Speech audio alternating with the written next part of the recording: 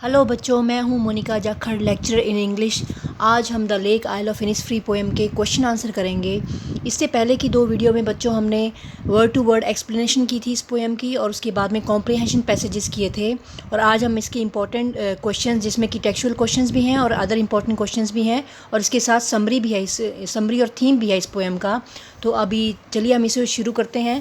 Question and answers. First question, what kind of a place is Innisfree, यानी कि Innisfree किस तरह की जगह है। Answer, Innisfree is a beautiful and lovely island. It is a place of natural beauty, peace and tranquillity. यानी कि Innisfree एक खूबसूरत और प्यारा आइलैंड है। यह एक नेचुरल ब्यूटी यानी कि प्राकृतिक सौंदर्य, पीस एंड ट्रैंक्विलिटी यानी कि शांति वाली जगह है। ट्रैंक्विलिटी जैसे मैंने आपको पहले भी बताया था कि इट इज़ ये भी शांति ही होती है, लेकिन इसमें इमोशनल और मेंटल स्ट्रेस से मुक्ति भी होती है। पर्सन फ्री फ्रॉम इमोशनल और मेंटल स्ट्रेस। तो चलिए सेकंड क्वेश्चन करते हैं। What three things does the poet want to do when he goes back there, यानी कि कवि कौन सी तीन चीज़ें करना चाहता है जब वह वापस इनिसफ्री आइलैंड में जाएगा। Answer, first thing, he will build a small cabin with clay and would. जैसा कि हमने पोएम में पढ़ा था कि वह एक छोटा सा कैबिन बनाएगा, यानी कमरा बनाएगा। किससे बनाएगा? क्ले एंड वुड से, मिट्टी और लकड़ी से। Second thing, he will grow 9 bean rows. अब उसे अपने खाने पीने के लिए भी कुछ चाहिए, तो इसके लिए वह 9 bean grows he will grow 9 bean rows, यानी कि वह 9 फलियों की कतारें उगाएगा। Third, he will make a hive for the honey bee. वह एक हाइव बनाएगा हनी बी के लिए, यानी कि मधुमक्खियों के लिए एक छत्ता बनाएगा।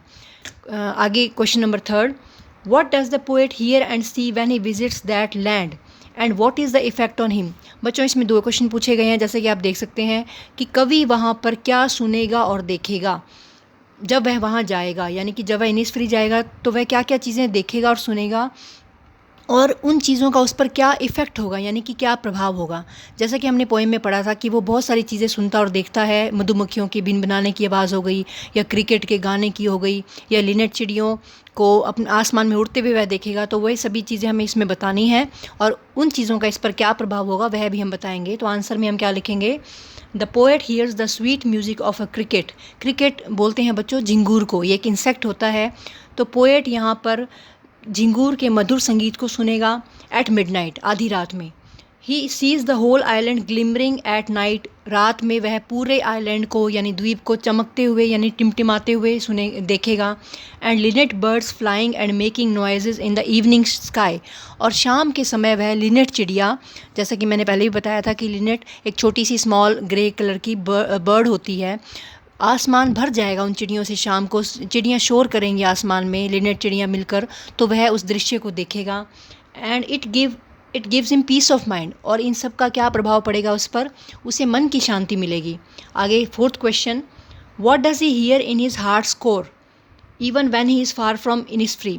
यानी कि जब कवि इनिसफ्री आइलैंड में नहीं होगा, उससे दूर होगा, यानी कि अपने घर वह लंदन में होगा, तब वह अपनी दिल की गहराइयों में क्या सुनेगा।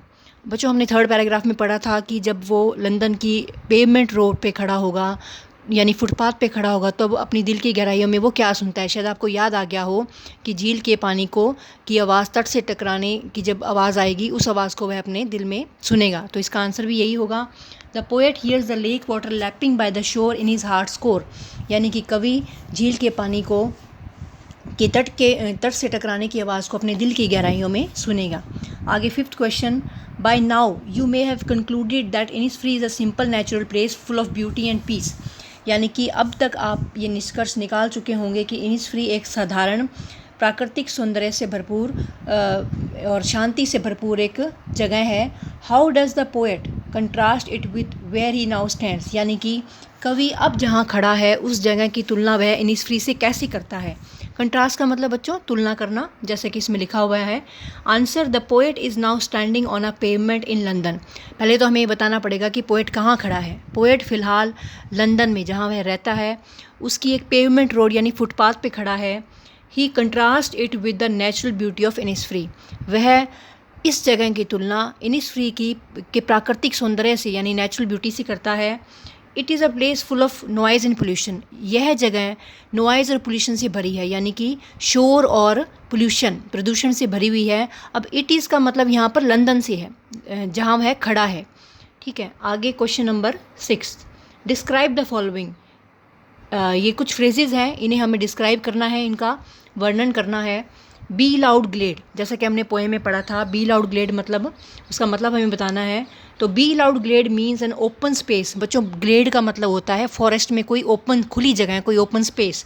तो bee loud glade means an open space in which the poet hears the pleasing noise और बज ऑफ द बीज।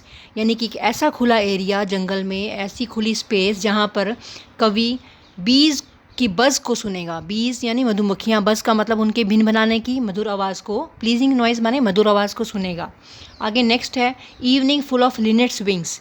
जैसे कि हम पहले भी क्वेश्चन में पढ़ चुके हैं, इवनिंग फुल ऑफ लिनेट्स विंग का मतलब लिनेट चिड़ियाँ बहुत सारी संख्या में इकट्ठी होकर वहाँ पर नॉइज़ करेगी आसमान में शाम के समय। तो वही बताना है हमें। The poet says that at the evening time the sky of Innisfree island is filled with small singing birds linnets. यानी कि शाम को, इवनिंग टाइम, इनिसफ्री आइलैंड पर शाम के समय में जो आसमान है वह लिनेट नाम की छोटी गुनगुनाती हुई गाती हुई चिड़ियों से भर जाता है। आगे थर्ड है lake water lapping with lower sounds. यानी कि लेक वाटर, झील का पानी हल्की हल्की आवाज़, धीमी धीमी आवाज़ करते हुए तट से टकराता है। It means that the poet hears the low sound of the lake water lapping by the shore. यानी कि इसका मतलब यह है कि कवि झील के पानी के तट से टकराने की आवाज़ को सुनता है। आगे next question, write the theme और summary of the poem the lake oil of Innisfree.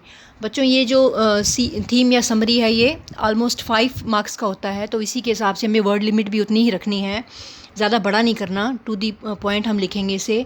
लेकिन इसके साथ ही इसमें सारा इसका सार भी आ जाए, इसका थीम आ जाए, वो हम बताएंगे इसमें।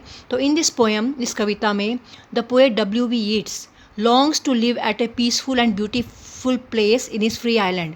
यानी कि इस कविता में जो कवि है W.B. Yeats, लॉन्ग्स का मतलब होता है लंबे समय से कोई इच्छा होना या कामना करना। तो इस कवि की ये इच्छा है to live at a peaceful and beautiful place, एक सुंदर और एक शांतिमय जगह पर रहने की, और उस जगह का नाम है Innisfree island. Where he spent a lot of time as a boy.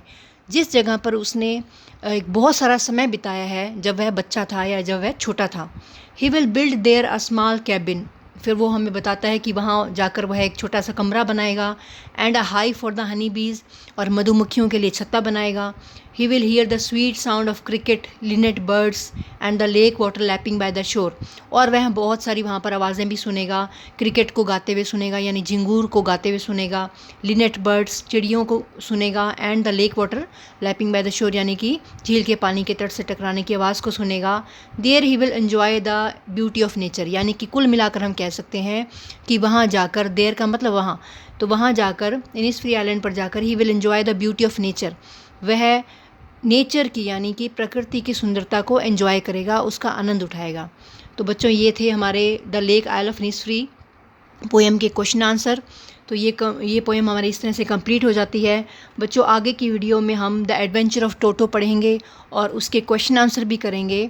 तो अगर आपको ये वीडियो पसंद आई तो आप प्लीज़ इसे लाइक कीजिए, शेयर कीजिए, सब्सक्राइब कीजिए और बेल आइकन भी दबा दीजिए, ताकि जब भी कोई आगे वीडियो आती है तो आप उसे देख सकें। और अगर आपके कोई कमेंट हैं या कोई आपके डाउट हैं तो आप कमेंट बॉक्स में लिखिए।